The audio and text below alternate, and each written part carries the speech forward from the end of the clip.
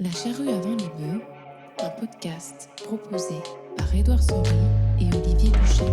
Salut à toutes et salut à tous, La charrue avant les bœufs revient en 2022. Et quoi de mieux pour célébrer les résolutions que de parler de conversion ? Dans l'épisode d'aujourd'hui, il sera question de la conversion à l'agriculture biologique, de savoir ce que cette transition entre deux modes d'exploitation implique pour l'agriculteur, que ce soit en termes administratifs ou en termes agronomiques, de comprendre quelles motivations peuvent induire un tel changement, ou bien encore de savoir comment ça impacte sa vision du métier. Et pour traiter de ce sujet, nous nous sommes rendus chez Didier Boichon, agriculteur dans l'Isère, qui nous a accueillis pour nous expliquer comment et pourquoi cette conversion. Je fais tout mon jardin sans produits chimiques aucun. Ils abandonneront un peu la monoculture d'aujourd'hui. L'agriculture en Europe, elle est essentiellement industrielle. Pétrole pour labourer, pétrole pour les produits chimiques.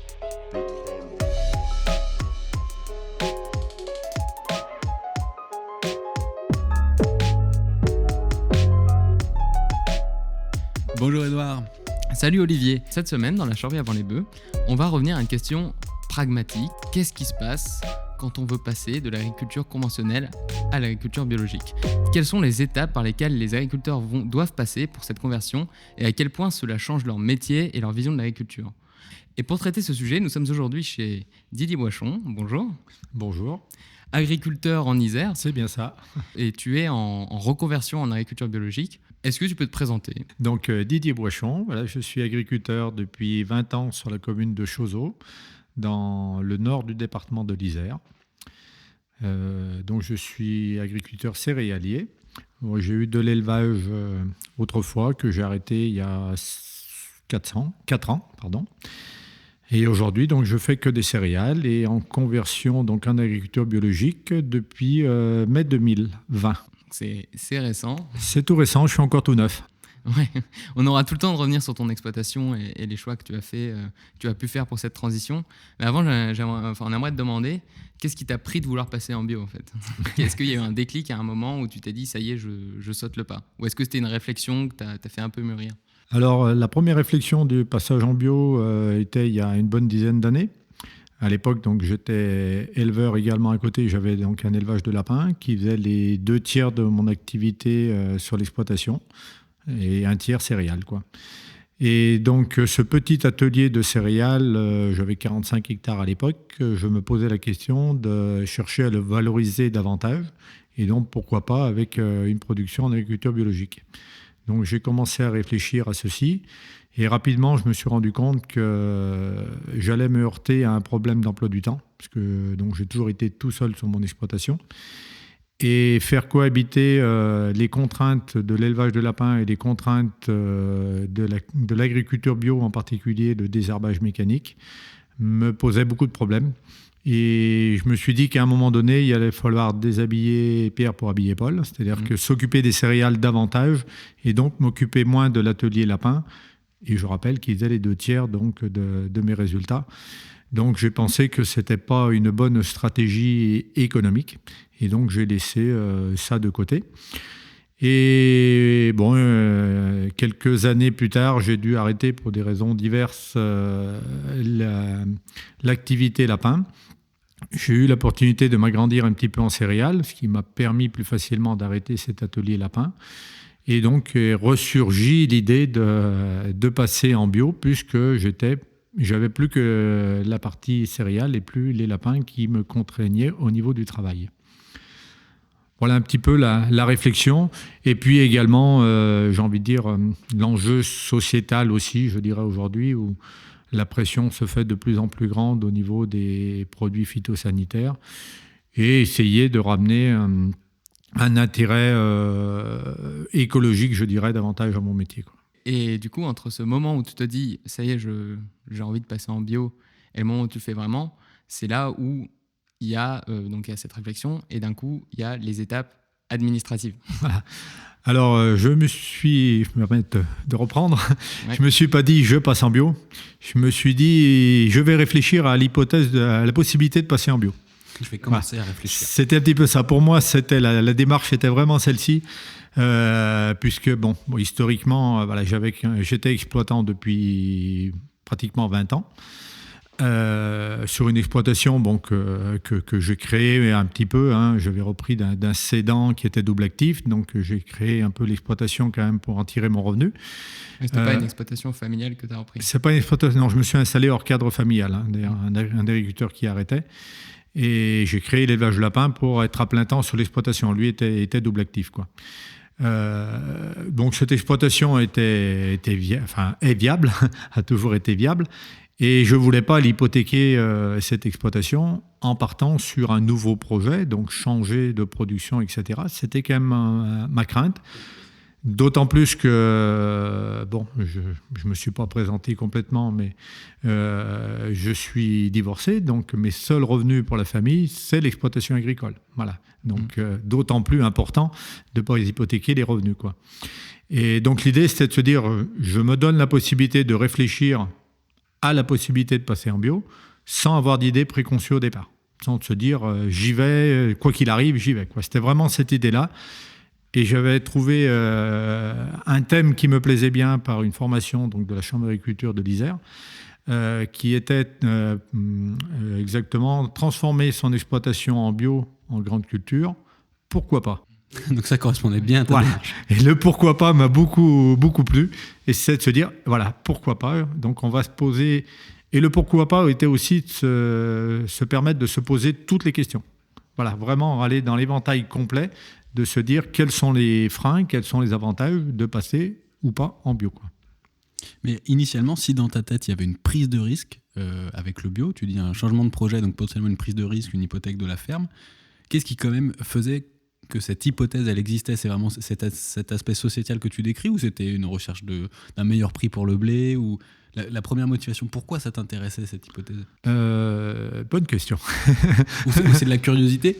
C'est du challenge? Je pense peut-être finalement, parce qu'au final, c'est ce qui m'a le plus porté. Finalement, sortir de sa zone de confort, c'est toujours difficile. Parce que quand on a une exploitation qui roule, on est dans le train-train, j'ai envie de dire c'est presque facile. Ça l'est jamais en fait. Quand on en est sorti, on se rend compte que c'était pas si facile que ça. Mais sortir, oui, de ce train-train et de sa zone de confort, c'est aller vers des nouvelles choses, découvrir des nouvelles choses, des nouveaux horizons, ce qui est quand même intéressant. Je pense que le bio m'a aussi attiré par sa dimension technique. Voilà, il y a un challenge technique qui est assez intéressant. Voilà, il y a la pression sociétale aussi qui était permettre de s'affranchir de ça, qui n'était pas négligeable. Et je pense que c'est vraiment ce qui m'attirait. Et éventuellement, si on pouvait en retirer un intérêt économique, mais c'était surtout de se dire, surtout ne pas perdre. Voilà, puisqu'on n'était quand même pas sur une exploitation qui sortait quand même une fortune non plus. Ça me permettait de vivre, donc c'est déjà beaucoup, mais pas avec une possibilité d'hypothéquer 50% de mon résultat, quoi. Voilà. Donc c'était ça où je voulais que la prise de risque soit quand même assez limitée par rapport à l'économique, quoi. Et tu parlais des craintes à passer en bio. Est-ce que pour les gens qui ne savent pas du tout à quoi ça pourrait ressembler pour un agriculteur de passer en bio, est-ce que tu pourrais développer un peu ces craintes? Les craintes, elles peuvent être de différents ordres. Donc je pense d'abord c'est désapprendre ce qu'on a appris pour réapprendre quelque chose, parce que c'est, je dirais, le mot sera peut-être un peu fort, mais c'est réapprendre un nouveau métier. Je pense que c'est un petit peu ça. C'est travailler totalement différemment de ce qu'on faisait. Donc c'est même encore plus difficile que d'apprendre un nouveau métier. C'est qu'il faut oublier ce qu'on a appris pour pouvoir se mettre dans de nouvelles conditions pour apprendre quelque chose de nouveau, quoi. Voilà. Et ça, c'est pas rien. C'est pas rien. Quand on a 20 ans de métier à faire toujours la même chose, il faut oublier ça. C'était des choses assez typiques de se dire on ne va pas se mettre de blé avant la Toussaint. Pendant 20 ans, mon objectif, c'était d'avoir fini de semer le blé à la Toussaint. Donc quand tu étais en conventionnel. En conventionnel, voilà. Et ça, rien que ça, c'était prendre son mal à patience et de se dire... Parce qu'en bio, du coup, tu dois semer après la Toussaint, ça. Il faut semer après la Toussaint pour éviter les risques pucerons, en particulier, et maladies viroses sur le blé et l'orge encore plus, quoi. Voilà. Donc, pour éviter ces problèmes-là, on va décaler les dates de semis, quoi. Voilà. Et après, c'est repenser les rotations, c'est repenser l'exploitation de fond en comble, en fait. Et je pense que ça serait une erreur de vouloir dire je veux faire du bio sans changer de système. Voilà. Moi, j'ai entendu des agriculteurs me dire « j'ai essayé le désherbage mécanique, ça ne marche pas ». Oui, faire du désherbage mécanique, si c'est uniquement passer la RC tri à la place de passer le pulvé avec un herbicide, Ça suffit. forcément, ça ne marche pas, ce n'est pas suffisant. C'est-à-dire qu'il faut revoir le désherbage mécanique dans la globalité et en commençant par la rotation. C'est-à-dire l'alternance des cultures, culture d'été, culture d'automne, allonger les rotations, éventuellement des périodes de passage en herbe pour pouvoir atténuer la pression des adventices, et ce qui permettra d'arriver à quelque chose. Mais uniquement substituer un désherbage chimique par une RC tri, c'est aller tout droit dans le mur. Ça ne marchera pas, ou pas longtemps. Ou alors sur des systèmes différents, mais en céréales pures, pour moi, je pense que c'est aller tout droit dans le mur. Ouais. Donc des craintes plutôt agronomiques finalement. Des craintes, oui, beaucoup de craintes agronomiques, puisque c'est j'ai changer de système, voilà, c'est ça. Et puis, s'il y a des craintes agronomiques, on aura des craintes économiques parce qu'on n'aura pas le résultat derrière. Bon, il faut savoir qu'en bio, en règle générale, c'est diviser les rendements par 2 en céréales, en culture d'automne. Blé, orge, on divise par 2 le rendement. Donc, il faut trouver derrière une parade pour vendre plus cher. Donc, en principe, en bio, jusqu'à présent, la revalorisation est là.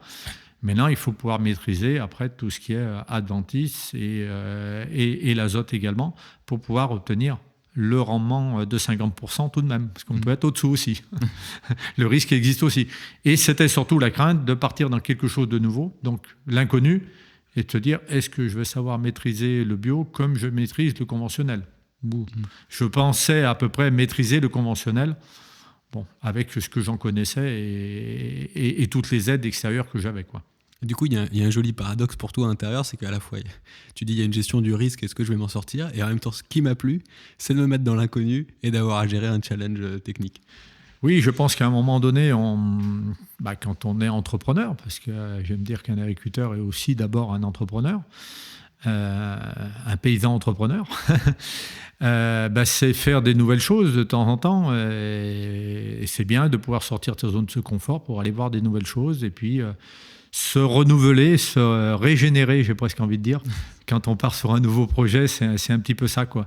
On se rajeunit, quoi, et on se sent pousser un peu des ailes de temps en temps.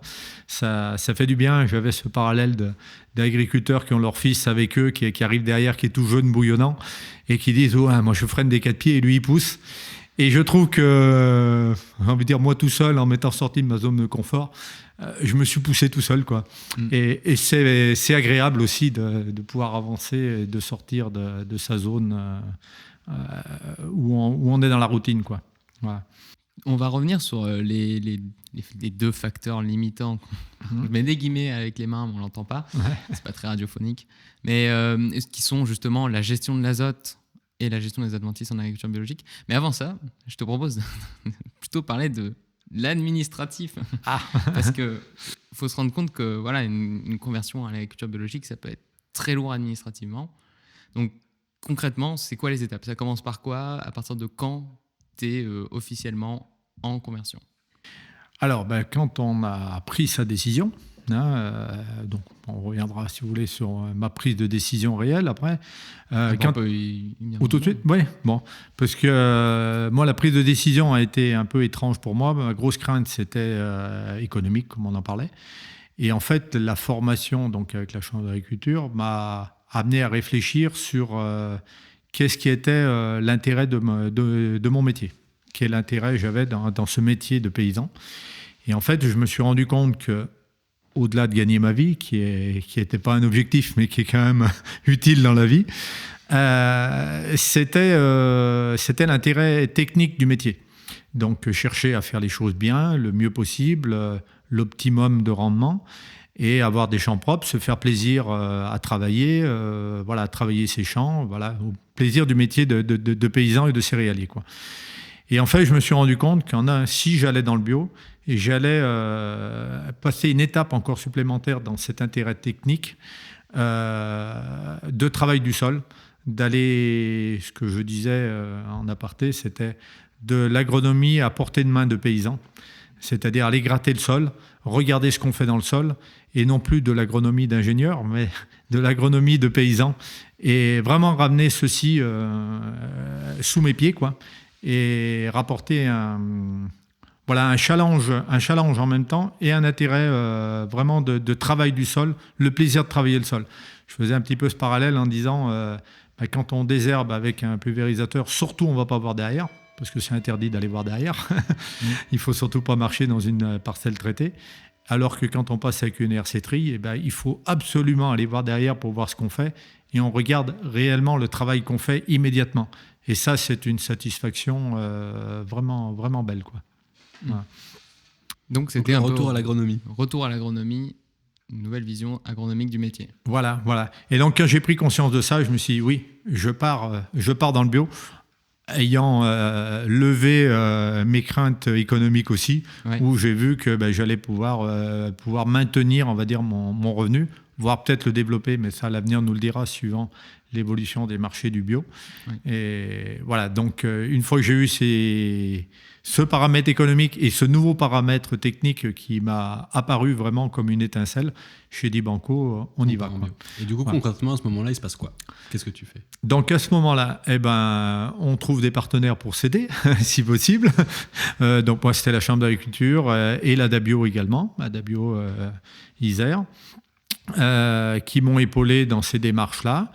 Donc la première démarche à faire, c'est de trouver un organisme certificateur qui va certifier notre exploitation. Et ensuite, on va s'enregistrer à l'agence bio pour signaler qu'on passe à l'agriculture biologique à compter de telle date. Moi, ça a été donc le 5 mai 2020.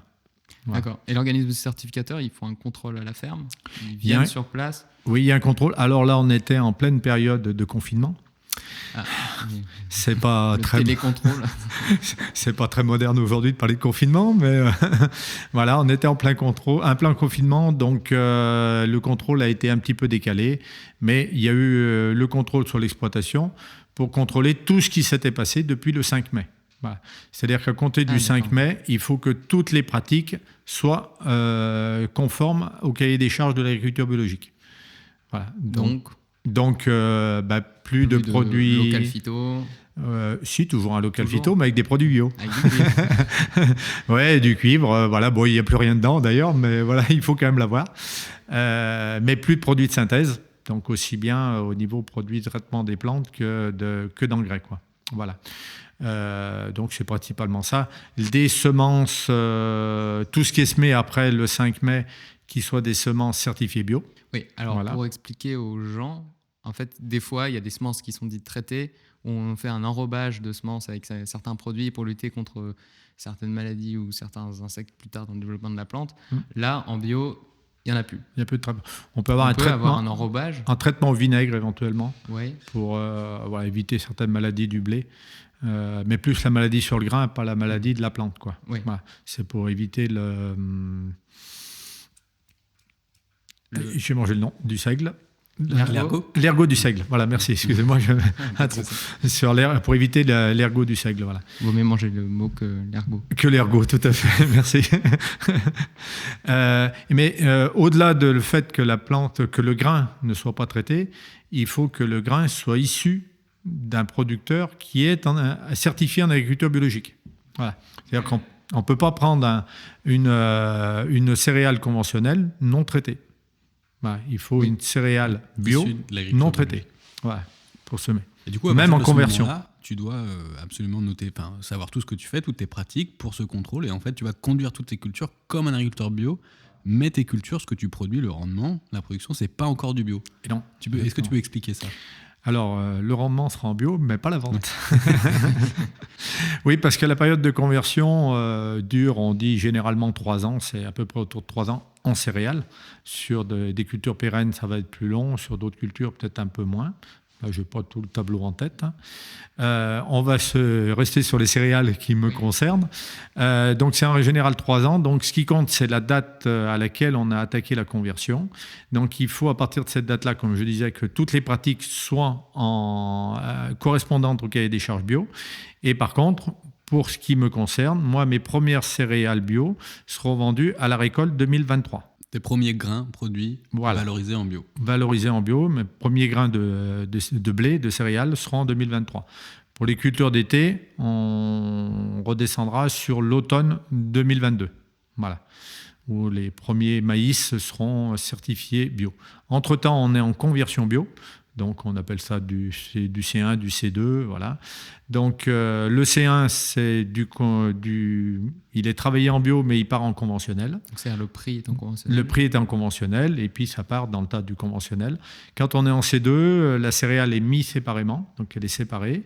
Et à ce moment-là, il y a un petit surplus qui n'est pas énorme. On est très loin du prix du bio, mais il y a un petit surplus parce que ces céréales, ces cultures peuvent être valorisées sur l'alimentation animale du bio en condition de quelques pourcentages, etc. Et certaines cultures peuvent être valorisées en C2 du moment qu'elles ne sont pas transformées. Donc ça serait plus sur un fruit, par exemple. Une pomme C2 peut être commercialisée en C2, voilà, parce qu'elle n'est pas transformée. Une compote de pommes ne pourra pas être valorisée en C2. Voilà. Donc le blé, il est C2. Si j'en fais de la farine, je pourrais dire que c'est une farine C2, il faudra l'expliquer. Par contre, si je fais du pain, il est transformé, il y a d'autres éléments qui viennent à l'intérieur. Le pain ne pourra jamais être il peut pas être C2. Il est soit conventionnel, soit bio. Voilà, il y a un mélange de plusieurs ingrédients. Et cette petite période où finalement tu as des rendements du bio avec des prix du conventionnel, est-ce que ça veut dire qu'une ferme, elle doit avoir de la trésorerie pour supporter ça? Ou est-ce qu'il y a une aide ou... Oui, alors c'est la grosse période compliquée, puisqu'on va avoir 2-3 ans où en fait les rendements ils vont être dès la deuxième année divisés par 2 sur les céréales. Bon, sur un maïs non, mais sur une céréale on sera divisé par 2. Et le prix, il sera simplement de 10-20% supplémentaires. Donc ça fait absolument pas le tour, quoi. Donc là, il y a les aides à la conversion bio, donc qui sont différentes suivant les régions. Donc là, ça aide les 40 premiers hectares qui permettent de compenser une partie de cette perte-là. Voilà, ça reste toujours la période compliquée du passage en bio, c'est vraiment la période à étudier. Et donc l'aide à la conversion, tu fais la demande comment concrètement? Est-ce que tu passes encore par l'agence bio? Non, ces aides sont faites au niveau de la DDT. Voilà. Donc c'est un dossier à faire supplémentaire, il me semble, si je ne sais pas DBT, la Direction départementale des territoires, voilà. Anciennement la DDA. Oui. Voilà, donc on fait cette demande ici. Il y a également une demande qui peut se faire au niveau de la prise en charge de la certification, donc ce qu'on doit payer annuellement à l'organisme certificateur, donc il peut être pris en charge pendant 5 ans. Donc c'est une demande qui doit impérativement être faite avant le passage en bio. Je précise bien pour ceux qui voudraient passer en bio. Il faut impérativement faire après. Avant, si c'est fait après, on ne peut plus. Voilà. Donc c'est un petit peu compliqué. Et donc ensuite, ça revient dans le dossier PAC au niveau de l'aide à la conversion bio, parce qu'on déclare dans le dossier PAC les surfaces qui sont en bio et donc en conversion bio, et les aides reviennent par les aides PAC. Voilà. Et ça a été suffisant économiquement pour ton exploitation de compenser cette perte de rendement avec des prix conventionnels? Comme je disais tout à l'heure, je suis encore tout neuf en bio. Je suis un tout jeune. Ouais. Je suis au moins jeune une fois encore. Dans les prévisions que tu fais. Voilà, on va tirer le bilan 2021 qui est encore pas terminé, quoi. Donc on verra ce que donne. Bon, 2020, il n'y a pas eu de souci, quoi. Parce que les rendements étaient encore relativement corrects. C'était la première année de conversion. 2021, donc là, on est sur des rendements davantage réduits.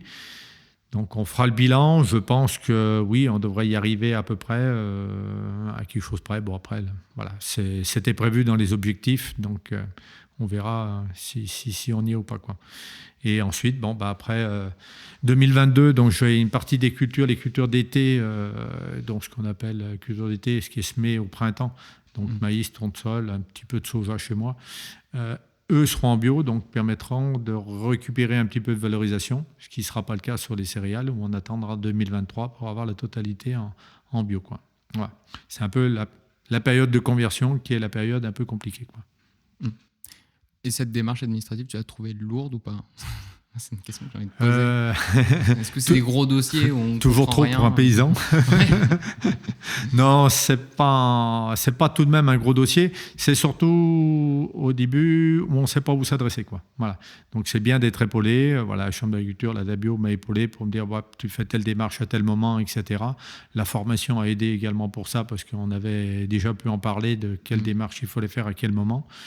Les techniciens ont été là également pour conseiller et dire « Tiens, n'oublie pas ça à telle date ». Donc, c'était bien de se sentir soutenu parce que c'est des démarches qu'on ne connaît pas, qui sont nouvelles, qui sont totalement inconnues. Donc, il faut se les approprier. Après, il n'y avait pas de gros dossiers à remplir, là-dessus.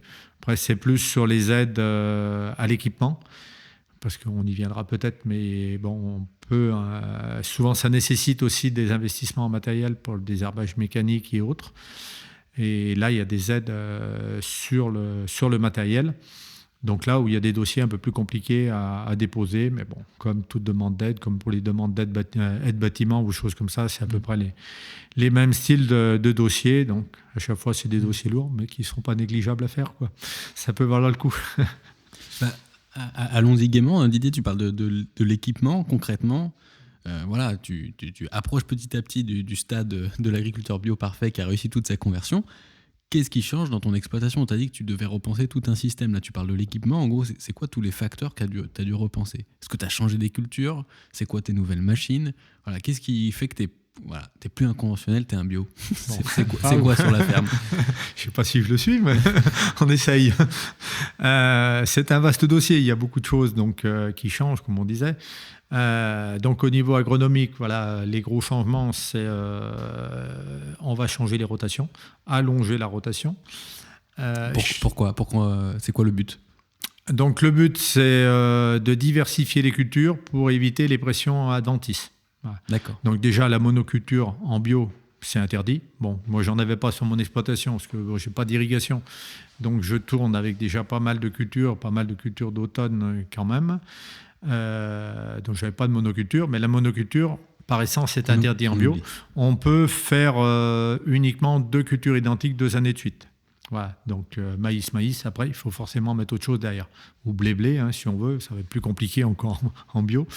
Après, la réglementation impose de mettre une autre culture. Donc déjà, voilà. Bon, chez moi, ce n'était pas le cas.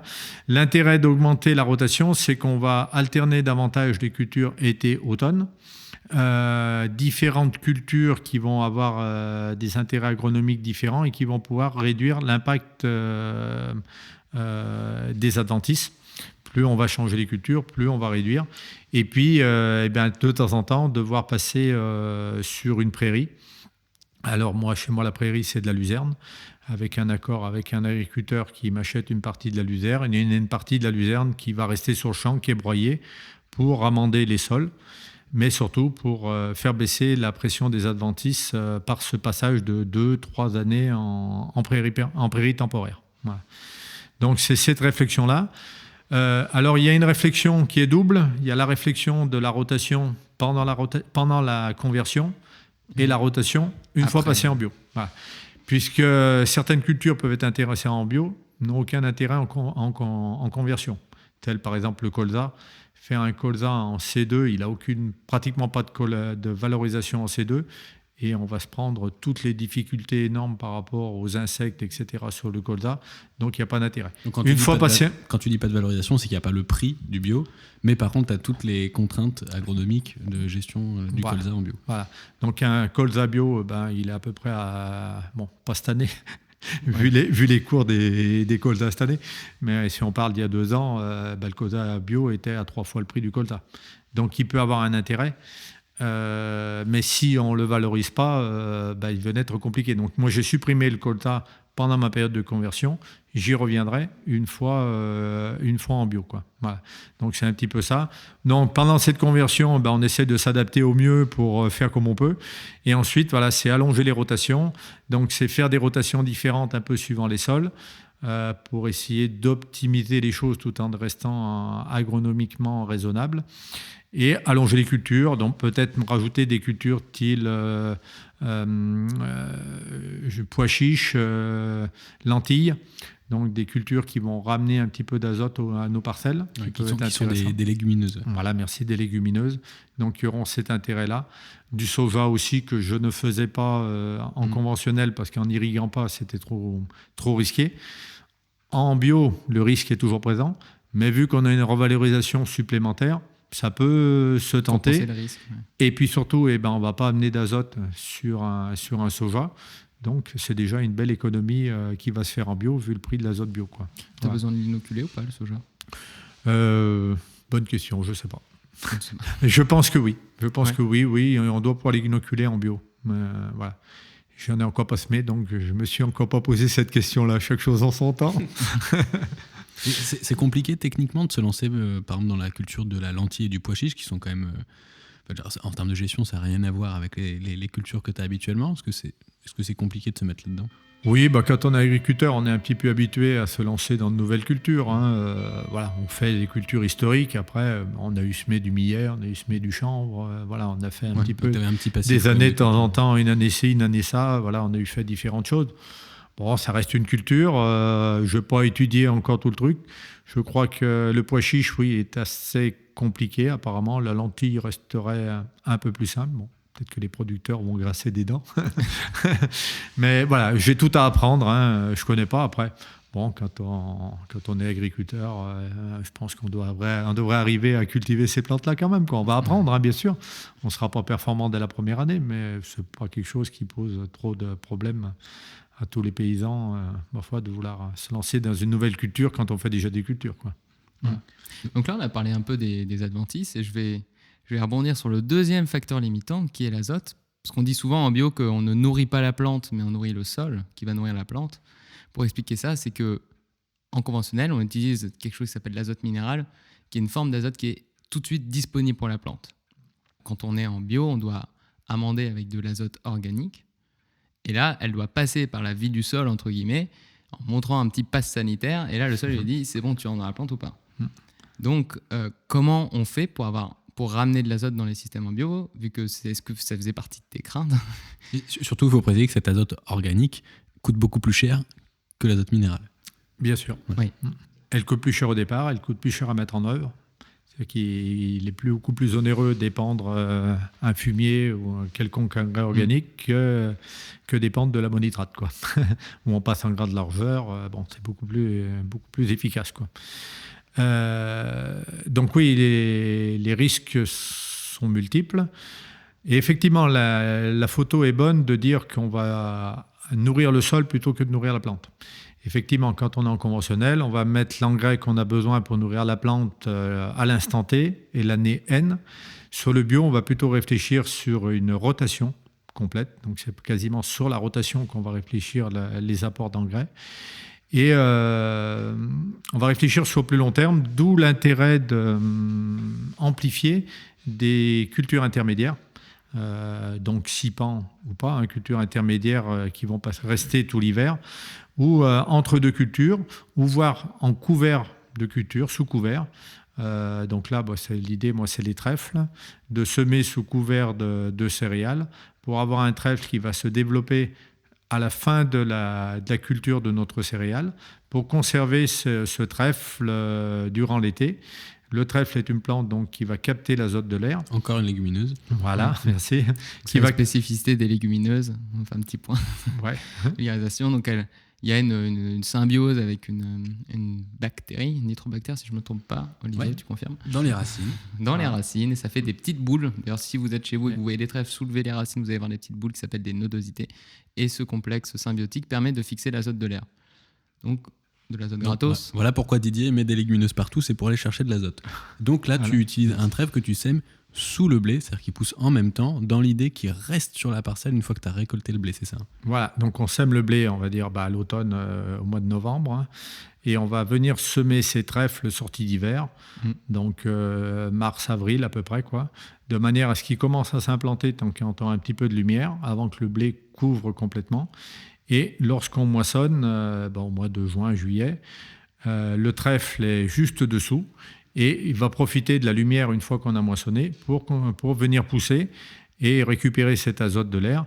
Et ensuite, on va le détruire soit à l'automne pour implanter une nouvelle céréale, donc un orge derrière un blé par exemple, ou alors le conserver tout l'hiver pour le détruire uniquement au printemps pour venir implanter une culture d'été, donc style maïs, quoi.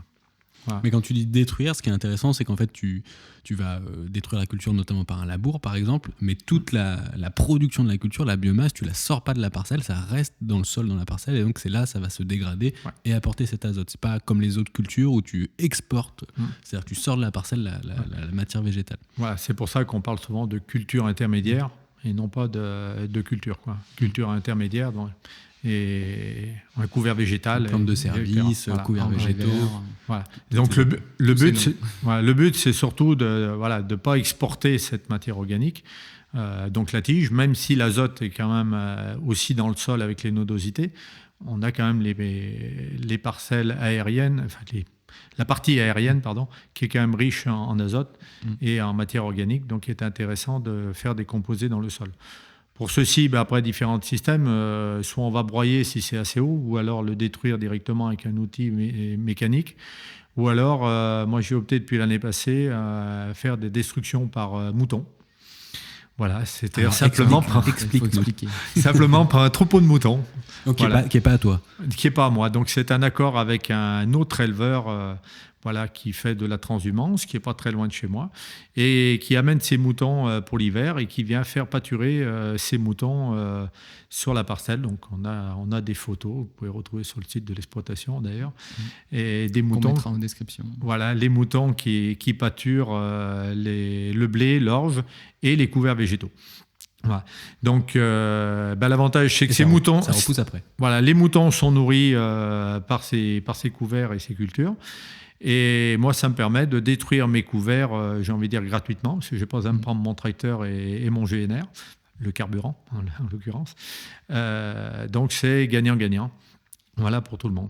Et donc, on a fait également des essais sur le pâturage des céréales, donc de l'orge et du blé, qui a été pâturé au mois de janvier-février, voilà, de manière à manger la partie aérienne existante, et la céréale repousse, en fait, puisque tant qu'elle n'est pas arrachée, elle repousse, et elle repousse en général que plus belle, parce qu'on a éliminé la partie de feuillage qui est un petit peu abîmée par l'hiver, et donc on repart un peu plus joli.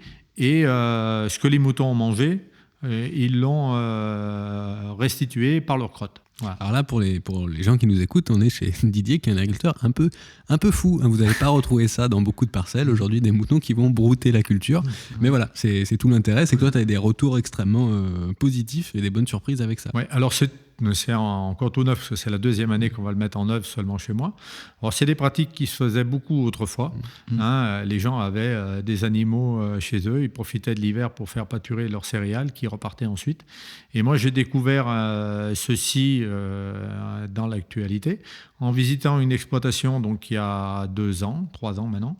Quand j'ai fait ma formation bio, on est allé visiter un agriculteur en Côte d'Or et qui pratiquait donc ceci depuis 8 ans. Voilà, donc il fait pâturer l'ensemble de son exploitation.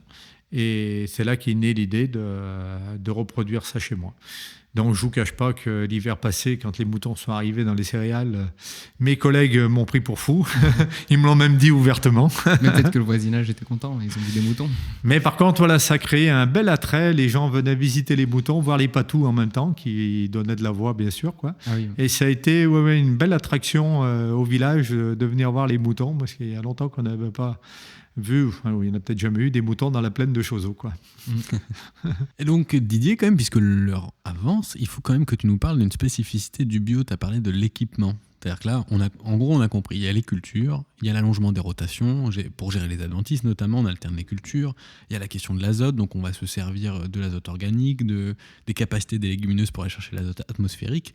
Mais tu as aussi mobilisé tout un tas d'autres leviers avec les outils, avec les machines, et tu as même investi dans de l'équipement. Donc, est-ce que tu peux nous expliquer, en gros, c'était quoi les enjeux et qu'est-ce que tu as fait ? Donc, effectivement, voilà, on a parlé donc, des rotations, ça c'est acté. Après, une fois que notre culture est en place, on va faire du désherbage mécanique, c'est-à-dire remplacer nos fameux produits par un désherbage mécanique qui va venir compléter l'action qui a été faite déjà par les rotations, mais ça ne suffira pas forcément. Et moi, ma crainte, c'était justement d'avoir... Moi, je voulais bien passer en bio, mais ne pas avoir des parcelles bio pleines d'herbes. Je suis sans doute un petit peu maniaque, on s'amuse à me le dire de temps en temps. Donc, quand tu parles d'herbes, on est d'accord, pour les gens, ça veut dire des mauvaises herbes. Des mauvaises herbes, des adventices, on va parler d'adventices, quoi. Voilà. Ce qui est le mot théorique. Voilà. Chaque chose a un mot. En gros, toutes les plantes qui ne sont pas souhaitables dans la parcelle et qui concurrencent ta culture. Voilà, c'est ça. Donc, je souhaitais avoir des parcelles qui soient quand même le plus propres possible, même si elles le seront forcément moins qu'avant. Et mon risque, ma crainte, c'était que mes parcelles deviennent vraiment trop sales pour ne plus pouvoir cultiver. Donc, je me suis équipé d'outils, somme toute, classiques en agriculture biologique, où on retrouve la RC trille et la bineuse. Qui sont donc la RC trille, un outil qui vient griffer le sol. Voilà, qui vient étrier, comme le dit son nom. Donc, c'est des petites dents qui viennent griffer le sol et arracher les plantes non désirables et essayer de laisser la culture qu'on veut conserver. Alors, c'est un juste milieu à trouver entre ce qu'on arrache et ce qu'on n'arrache pas. Parce qu'on va forcément arracher quelques pieds de blé, mais il faut être suffisamment agressif pour arracher suffisamment de mauvaises herbes, quoi. Voilà, donc c'est un équilibre à trouver. Une date d'utilisation, etc., quoi. Ouais. Mais en gros, on mise sur le fait que la culture principale soit plus enracinée que les adventices. On passe, ça déracine les choses un peu moins enracinées. Et au plus le stade de la culture avance, au plus on peut y aller fort, au plus on peut passer vite. Voilà, c'est bien ça. On résume un peu la Voilà, c'est ça le principe de la RC trille. Il faut passer au bon moment. Il faut passer au bon moment, exactement. Et voilà, puis après décaler les dates de semis, etc., pour que l'herbe ne pousse pas avant la céréale, etc., quoi. Mais la RC trille, il faut imaginer un outil qui passe partout. Oui, tout à fait, qui passe en plein sur toute la culture, quoi. Voilà. Et inversement, donc on a la bineuse qui, elle, va faire un travail sur l'interrang, donc entre les rangs de la culture, donc qui est beaucoup utilisé sur les plantes sarclées, qu'on appelait autrefois, donc tel le maïs, voilà, qui pousse en ligne, et on va travailler entre les rangs de maïs. Voilà. Donc là, c'est des pas de doigts, etc., qui viennent gratter le sol un petit peu plus profond, de manière plus agressive que la RC trille, pour scalper en fait ces adventices. Voilà. Donc c'est les deux machines. Tu arrives à t'en servir, parce que pour le maïs, donc c'est des grands interrants et c'est assez classique. Ouais. Mais ça, tu arrives aussi à t'en servir en céréales, avec même des interrants qui sont plus petits. Tu vas te servir de ce matériel-là. Voilà, j'ai souhaité également, alors ce qui est un peu plus rare à utiliser dans les céréales, c'est surtout utilisé dans les cultures de printemps, beaucoup moins fréquemment dans les cultures d'automne, donc les céréales, blé, orge. Voilà. Moi, j'ai souhaité éventuellement m'en servir, puisque, comme je disais tout à l'heure, ma crainte était de voir mes parcelles venir s'enherber et ne plus pouvoir gérer l'herbe. Donc, j'ai souhaité rajouter une corde à mon arc, et j'ai vu des agriculteurs qui binaient leurs céréales. Et je souhaitais aller dans ce but-là, me dire, tant qu'à avoir une bineuse qui va servir pour mes maïs, j'aimerais bien pouvoir m'en servir pour le blé. Bon, la réflexion était aussi que je souhaitais modifier mon équipement de semoir de céréales. J'étais en 3 mètres à l'époque, il fallait que j'intensifie un petit peu le chantier. Et au-delà de ça, c'était surtout changer ma technique de semis. Et j'étais ce qu'on appelle en semis combiné, c'est-à-dire qu'on combine le travail du sol et le semis. Donc j'étais déjà souvent sur des travails du sol soit simplifiés, soit en labour. Ensuite, une reprise avec une herse et ensuite semis avec un vibro combiné avec un semoir. Voilà, pour ceux qui connaissent le plus ces outils-là. Les autres, voilà, cherchons. combiné. Et donc, j'ai souhaité supprimer le combiné du vibro avec le semoir pour faire plus qu'un semoir en solo, un semis en solo, c'est-à-dire passer le tracteur et faire que semer. C'était un intérêt pour moi, donc j'ai appris pendant mes formations. En agriculture bio, on fait souvent ce qu'on appelle des faux semis. C'est-à-dire qu'on va travailler le sol comme si on avait semé, donc en surface, pour faire germer les graines et revenir tout de suite derrière pour éliminer ces plantes avant de semer, quoi. Donc là, tu parles bien des graines d'adventices qui sont dans la parcelle. Excusez-moi. Ouais. Bien évidemment. Voilà, comme tu les fais germer et après tu les détruis. Voilà, et ensuite on les détruit et c'est autant d'herbe qui ne repoussera pas dans notre culture, quoi.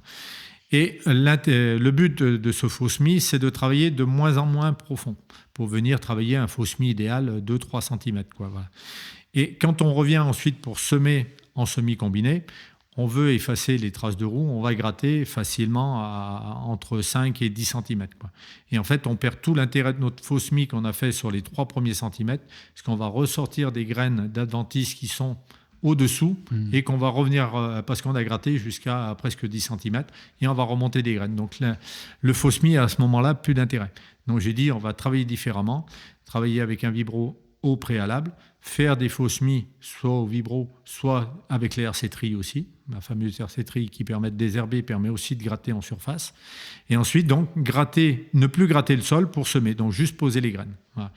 Donc, c'est pour ça que j'ai fait le choix, donc, avec tous ces intérêts-là, de m'équiper d'un semoir donc, solo, qui fait que semer, donc en largeur plus importante, on est à 5,30 m, et qui va semer en espacement large, puisqu'il sème à 26,67 de large. Voilà, 26 cm. C'est précis. Voilà, c'est très précis. Donc c'est très théorique, beaucoup trop théorique pour de l'agriculture et du paysan. Mais c'est tout simplement 80 cm qui est l'espacement de mon semoir à maïs, qui est divisé en 3. Et donc 80 divisé par 3, on arrive à 26,67. Voilà. Donc ce qui permet que ma bineuse va servir sans dérégler pour les maïs. Et ensuite, dans mes céréales, j'enlève 2 pas de doigts intermédiaires sur les 5 de l'interrang maïs et qui vont permettre de laisser passer mes 2 rangs de céréales au milieu. Voilà. Amoureux du machinisme, régalez-vous. Il y a plein de choses à faire. Et ceux qui n'ont pas compris, faites pause, revenez en arrière, faites un dessin. Vous comprendrez. Voilà. Oui, j'ai fait beaucoup de dessins moi aussi avant de m'équiper. En tout cas, ce qui est sûr, c'est que tu peux plus te permettre, on comprend ça, de réfléchir culture par culture. Il faut que ton matériel qui est sur la ferme et puisse servir ton système, quoi. Voilà, c'est ça. Alors, il existe des bineuses spécifiques pour les céréales. Ça existe. Voilà, moi, c'était rajouter une corde à mon arc, c'était me dire, j'ai cette machine qui sera présente, comment essayer de m'en servir au mieux sans réinvestir encore dans un matériel supplémentaire, parce que ça fait vite des investissements qui deviennent relativement lourds et il faut les raisonner quand même intelligemment. Intelligemment, voilà, merci, je cherchais le mot. On se rapproche tout doucement de la fin de l'épisode. Avant ça, dernière partie, parce qu'on a parlé des adventices. Quand on parle, là tu as évoqué justement ce qu'on peut parler de stock semencier dans le sol, c'est-à-dire que en fait, les adventices, quand elles font des fleurs, après elles font des graines, les graines vont dans le sol et ça reste. Et il y a une dormance de la graine, et avec le temps, cette dormance lève, si elle est à la bonne hauteur du sol, tout ça, et ça germe. Mais il y a aussi d'autres adventices qui ne font pas des graines tous les ans, mais qui aussi ont une reproduction végétative, qui sont les adventices vivaces, qui sont aussi un problème en agriculture biologique, qui est bien connu. Comment on se débarrasse de ça ? Est-ce qu'il faut y aller à la main quand on a des chardons ? Ça pique. donc globalement, les adventices vivaces les plus connus, c'est quoi ? C'est le chardon, Folle avoine. On a le rumex, oui. Pas oublié par chez nous quand même le sorgho d'Alep. D'accord, donc une graminée. Ouais, qui est très compliqué quand même. Voilà. Bon, après, on aura l'ambroisie, mais pas considérée forcément vivace, je ne crois pas. Non. Mais, voilà. Non. Alors, surtout, moi, ce que je veux dire, c'est que je suis tout neuf en bio, donc pour l'instant, je n'ai aucune prétention à maîtriser le bio, bien au contraire, parce que c'est tout neuf. Non, mais donc, ça peut faire partie des craintes, justement, parce mais qu'il y en sûr. a beaucoup qui disent oh là là, moi, le bio, les vivaces, je ne veux pas m'en mêler, quoi. Oui, tout à fait. Donc, moi, les choix que j'ai faits, c'est d'alterner labour et non-labour. Voilà. Donc, je ne suis pas un adepte du toujours non-labour, mais je pense qu'on aurait intérêt à faire des labours alternatifs. C'est-à-dire labourer tous les 2 ans ou 3 ans, quelque chose comme ça. Donc, je précise, là, tu dis ça parce que le labour reste pour toi, c'est un outil pour gérer ces vivaces. Hein, ouais. Pour moi, oui, le labour permet pas de repartir à zéro, mais de repartir avec un sol nouveau plutôt qu'avoir toutes ces graines qui sont en surface, ces racines qui sont en surface, et pouvoir redémarrer plus facilement. Alors ça ne nettoie pas tout, mais il faut savoir qu'on a une grosse partie des graines qui sont détruites au-delà de 12 mois dans le sol, en profondeur. Alors, ce n'est pas le vrai pour la folle avoine, ce n'est pas vrai pour pas mal de graines, mais on a tout de même pas mal de graines qui sont détruites au bout de 12 mois. Et donc, quand on fait un labour tous les ans, en fait, on va relabourer facilement 8 mois après, quoi. Et donc, nos graines n'ont pas été détruites. Donc, en faisant un labour que tous les 2 ans, voire 3 ans, on aurait cet intérêt-là de laisser des graines au fond et de ne pas les remonter à nouveau et de ne pas les refaire germer tout de suite, quoi. Ce qu'il faut comprendre, c'est que le labour, à la différence des autres désherbages mécaniques dont on a parlé, c'est que là, il y a une inversion du sol. C'est-à-dire qu'on met le sol bas, les pieds en haut. Ouais, c'est un peu ça. Voilà. Enfin, une inversion, quoi, tout simplement. En fait, c'était dans le nom. Ça, c'est une parole d'ingénieur agronome. Ah, mais il a fait des études. Ouais, attention, il a la tête en haut. C'est bien. La tête en bas, les pieds en haut. Oui, mais c'est un petit peu ça quand même, quoi. Ouais. Mais voilà, ça a quand même un intérêt agronomique. Il y a des centaines d'années qu'on laboure. Je pense que ça peut être encore un petit peu son intérêt. On fera un épisode d'un jour sur Oui, on fera un épisode sur le labour, non-labour, qui fait beaucoup de débats. un grand débat. Oui, parce que j'ai été interpellé plusieurs fois par des personnes non agriculteurs. C'est-à-dire, alors tu passes en bio, donc tu ne vas plus labourer. Je dis, non, ça serait plutôt le contraire. Il y a vraiment un mélange des choses. Oui. Les gens pensent qu'entre conservation des sols et bio, on Oui, mélange un petit peu mais tout. je pense que ça et mérite ça on fera un mériterait une épisode émission. ou 5 même. Ou 5 ou 6. Ouais, sans doute. Donc voilà, un premier intérêt agronomique éventuellement, un premier levier, pardon, je voulais dire. Et ensuite, c'était justement le binage qui permet de réduire quand même nos adventices. Cette année, j'avais quelques chardons dans de l'orge. J'ai biné l'orge, ce qui a permis de scalper donc, ces chardons.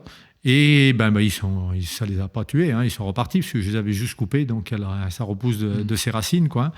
Mais les contrôler un peu. ça a permis de les contrôler. Et quand on a moissonné, les chardons étaient présents, mais au-dessous de l'orge, et ils sont pas montés à graines. Voilà.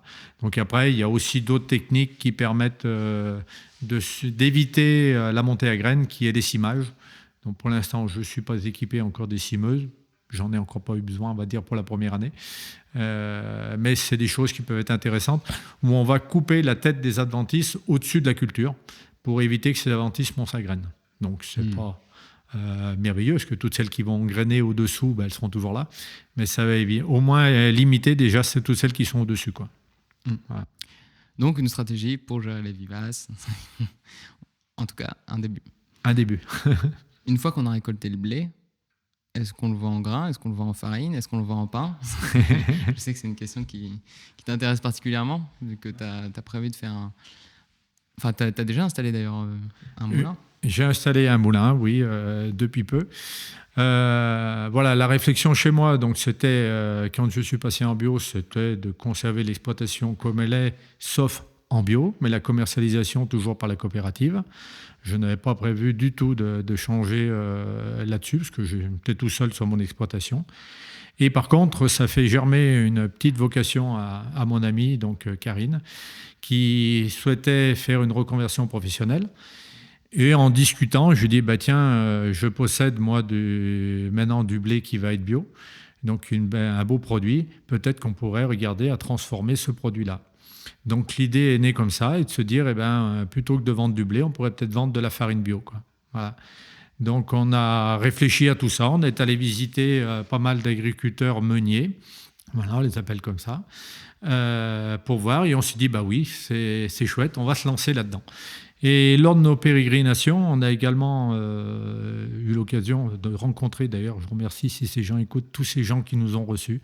Parce que, petite parenthèse, excusez-moi, mais on a été vraiment très très bien reçus par tous ces paysans bio ou pas bio. Et ces paysans meuniers qui nous ont apporté tous leurs conseils, leur savoir-faire, vraiment, ils ont été très très ouverts et je tiens vraiment à ce micro pour les remercier. On n'a pas souvent l'occasion. Le message est passé. Voilà. Et donc, on a rencontré un paysan meunier qui était également un paysan meunier boulanger.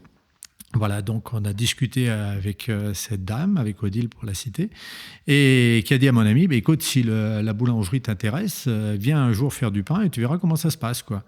Donc, elle est allée un jour faire du pain. Et elle est revenue en me disant, faire du pain, c'est formidable. C'est exceptionnel, voir pousser cette pâte, transformer ce blé en quelque chose qui monte, qui cuit, c'est exceptionnel. Donc, on va faire du pain. Puis, vaille que vaille, faisons du pain. Et c'est vraiment un aboutissement, je dirais aujourd'hui. Donc, le projet n'est pas abouti, il est en cours. Mais c'est un aboutissement de mon exploitation de voir le blé que je sème se transformer en pain. C'est juste merveilleux. Donc là, on a aussi quelques photos sur notre site, puisque Karine est en formation à l'EIDB, l'École internationale de boulangerie, et pour faire du pain au levain. Et donc, elle a eu l'occasion de faire déjà du pain avec notre farine, et sans ça en fait plein d'émotions. Ça en fait presque des frissons. Voilà. Quand je dis, ouais, c'est fantastique, mon blé devient du pain, on va le consommer directement. C'est juste merveilleux, quoi. Voilà. Un super beau projet. Ouais. Donc, c'est encore pas tout à fait d'actualité. Donc, le moulin est en place et Karine va s'installer au 1er janvier avec moi. On va se transformer en GAEC. Et la boulangerie devrait ouvrir au mois d'avril-mai 2022. Quoi. Suivez tout ça sur le site. Du coup, on pourra retrouver les informations. J'imagine qu'il sera mis à jour. Ouais, graindefarine.fr. Non, Graindefarine, tout attaché sur Facebook et Instagram. On mettra les liens dans la description, on n'y manquera pas. On arrive à la fin de cet épisode. En conclusion, si tu avais des moyens illimités pour un projet encore aussi fou que le pain ou un autre, qu'est-ce que tu aimerais faire idéalement sur ton exploitation? Un autre projet, alors celui-là, je ne l'ai pas. Moi, il y a un projet qui me tient à cœur, j'ai envie de dire. Alors, il n'est pas économique, il est sociétal, j'ai envie de dire. Alors, c'est peut-être un peu pompeux. Mais ça vient un petit peu avec la vente directe. Nous, le but, c'est de vendre cette farine et ce pain à la ferme, de faire venir les gens à la ferme et leur expliquer ce que l'on fait. Voilà, l'année passée, on a déjà mis quelques panneaux sur le bord de nos champs pour dire, voilà, Grain de Farine cultive ici du blé. Pour leur expliquer un petit peu ce qu'on fait. Et le but, ce serait de les faire venir à la ferme, leur expliquer, alors pour valoriser notre produit, mais aussi pour leur expliquer que tous ces terrains agricoles qu'on a l'impression qu'ils ne servent à rien quand on se promène en voiture, hein, c'est des terrains qui ne sont encore pas construits, comme disent les urbanistes, bien malheureusement. C'est terrible d'entendre ça quand on est paysan, quoi. Moi, je veux dire à tout le monde, à tous nos concitoyens, que ces terrains-là, c'est nos assiettes. Et quand on jette qui un mégot, qui un paquet de cigarettes, qui une bouteille, qui un papier de croissant par la fenêtre de notre voiture, on le jette dans notre assiette. Et ça, c'est désespérant pour nous, paysans, de retrouver tous les déchets qu'on trouve dans notre parcelle, quoi, et de leur expliquer que quand ils jettent ça, ils le jettent dans leur nourriture. Parce que de toute façon, tout ce qu'on mange, un paysan l'a fait. Donc tu fais un peu de sensibilisation là-dessus en invitant les gens. Voilà, je voudrais sensibiliser les gens, les rapprocher de la terre, quoi, hein, les remettre, j'ai envie de dire les pieds dans la terre en quelque sorte, les recontacter à notre terre, à notre sol, à nos terrains agricoles et faire prendre conscience que voilà, tous ces terrains-là, c'est ce qui nous nourrit et c'est notre richesse à tous, à nous paysans, parce que c'est notre métier, mais aussi à tout concitoyen, parce que c'est ce qui nous nourrit, quoi. Et ça serait peut-être ce projet-là que j'aimerais porter. Je ne sais pas si j'aurai le temps avant ma retraite. Mais en tous les cas, on va l'initier. Et c'est vrai que quand on discute, on voit plein de gens qui sont sensibles à ça, quoi, à revenir aux sources, revenir à la terre. Et c'est joli, quoi. Ouais. Eh bien, un beau message. Si vous êtes dans le coin et qu'il y a ces petites visites qui ne sont pas loin et que vous voyez les panneaux, n'hésitez pas à venir en discuter avec Didier, en tout cas. Et puis, merci beaucoup, en tout cas, de nous avoir accueillis. Merci Didier. Merci à vous. Et puis à bientôt pour un nouvel épisode. À bientôt. Merci à vous d'avoir écouté cet épisode jusqu'au bout. On espère qu'il vous aura plu. Merci également à Lizara de rendre ce podcast possible. Le rythme de sortie d'un épisode tous les premiers mardis du mois reprend. Pour n'en manquer aucun, suivez-nous sur les réseaux sociaux. Les liens sont dans la description. Et en attendant le prochain, on vous souhaite encore une belle année 2022.